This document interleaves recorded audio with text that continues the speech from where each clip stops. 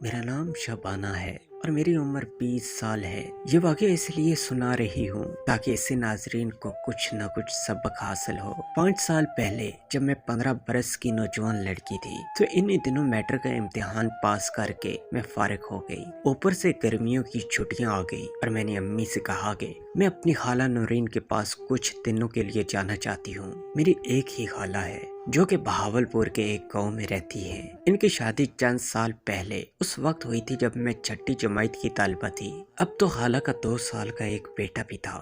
خیر کچھ دیر کی ضد کے بعد امی نے مجھے خالہ کے ہاں جانے کی اجازت دے دی اور بھائی بھی مجھے خالہ کے گھر چھوڑ کر واپس چلا گیا۔ میری خالہ مجھے اپنا گھر دکھا کر بہت خوش ہوئی اور اس نے صاف کہہ دیا کہ اب آئی ہو تو 1 مہینے سے پہلے واپس جانے نہیں دوں گی، بس آرام سے میرے پاس رہو اور میرے بیٹے کو سنبھالا کرو۔ مجھے تو پہلی نظر میں خالہ کا چھوٹا سا گول مٹول سا بیٹا بہت پیارا لگا تھا، لیکن خالو مجھے بہت عجیب سا لگا تھا۔ اس کے چہرے سے ایک عجیب سی خباثت ٹپکتی تھی اور خوف محسوس ہوتا تھا۔ کسی وقت تو میں ان کے چہرے کو دیکھ کر ڈر سی جاتی تھی۔ نہ جانے خالہ جو کہ خود اتنی حسین تھی اس کے دامن میں کیسے پھنس گئی تھی اور اسے شادی کر بیٹھی تھی۔ جو کہ گرمیاں تھیں اس لیے خالو رات کو چھت پر اکیلے سوتے تھے اور میں اور خالہ نیچے صحن میں پنکھا چلا کر سو جاتی تھی، اور خالہ کا چھوٹا شیطان بھی میرے ساتھ ہی سوتا تھا۔ وہ 2 سال کا تھا لیکن میرے ساتھ کافی مانوس ہو گیا تھا۔ پہلی رات میں نے ایک عجیب واقعہ دیکھا۔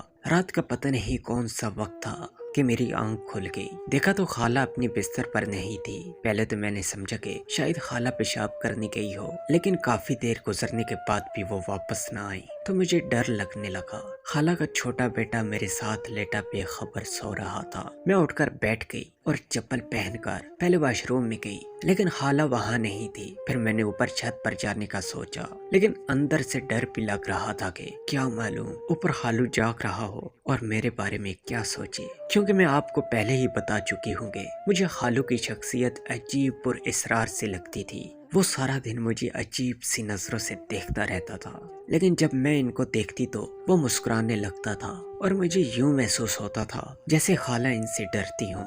لیکن ایک بات یہ بھی تھی کہ خالو نے گھر میں خالہ کو وہ ساری آسائشیں مہیا کر رکھی تھی جس کی کسی بھی عورت کو خواہش ہو۔ خیر اب میں نے دبے قدموں چھت پر جانے کا سوچا تاکہ معلوم کر سکوں کہ خالہ وہاں ہے یا نہیں۔ چنانچہ میں دبے قدموں چھت پر چڑھنا شروع ہو گئی، ایک ایک سیڑھی پر بنا آواز پیدا کیے قدم رکھتی ہوئی میں چھت کے بالکل پاس پہنچ گئی، کیونکہ میرے کانوں میں کچھ عجیب سی آوازیں پڑ رہی تھیں، جیسے کوئی تکلیف سے کہرا رہا ہو، جیسے کوئی حیوان خرا رہا ہو، یا جیسے کوئی کسی چیز کو زور زور سے فرش سے رگڑ رہا ہو۔ میں پریشان ہو گئی کہ چھت پر ایسا کیا ہو سکتا ہے۔ خیر میں نے ڈرتے ڈرتے سر اوپر نکال کر دیکھا تو چاندنی کی روشنی میں ایک عجیب منظر دیکھا۔ خالو چرپائی پر لیٹا تھا، اس کی گردن چرپائی سے نیچے ڈھلکی ہوئی تھی اور خالہ اپنے ہاتھوں میں لوہے کی تاروں والا برش پکڑے اس کے پورے جسم پر رگڑ رہی تھی۔ خالو کبھی کبھی منہ سے عجیب سی آوازیں نکالتا اور پھر خاموش ہو جاتا۔ میں یہ منظر دیکھ کر حیرت زدہ رہ گئی اور جہاں تھی وہیں ساکت کھڑی رہ گئی۔ میرے قدم جیسے زمین نے جکڑ لیے تھے۔ نہ جانے کتنے پل بیت گئے کہ اچانک خالہ نے گردن گھما کر مجھے دیکھ لیا اور ہاتھ کے اشارے سے کہا کہ تم نیچے چلی جاؤ۔ میں خالہ کو اپنی طرف متوجہ پا کر ہوش میں آ گئی اور جلدی سے نیچے اتر کر چرپائی پر جا کر لیٹ گئی۔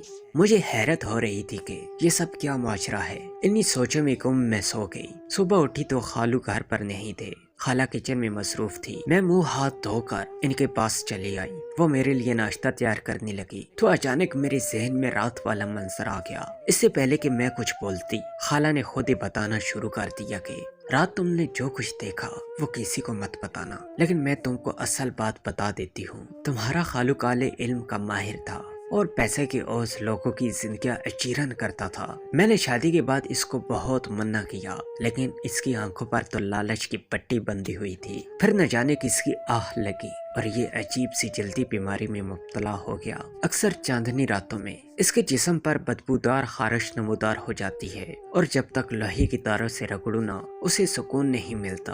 رات تم اپنی آنکھوں سے سارا معاشرہ دیکھ تو چکی ہوگی۔ خالہ کی باتیں سن کر مجھے اس انسان کی کرتوتوں اور پھر بے بسی پر رونا آ گیا۔ جب انسان دوسرے کو اذیت دیتا ہے تو سمجھتا ہے کہ اس نے اوپر والے کی پکڑ میں کبھی آنا ہی نہیں ہے۔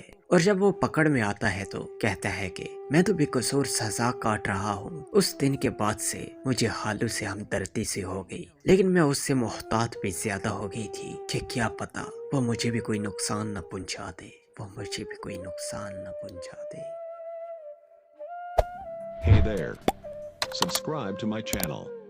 And also press this bell icon.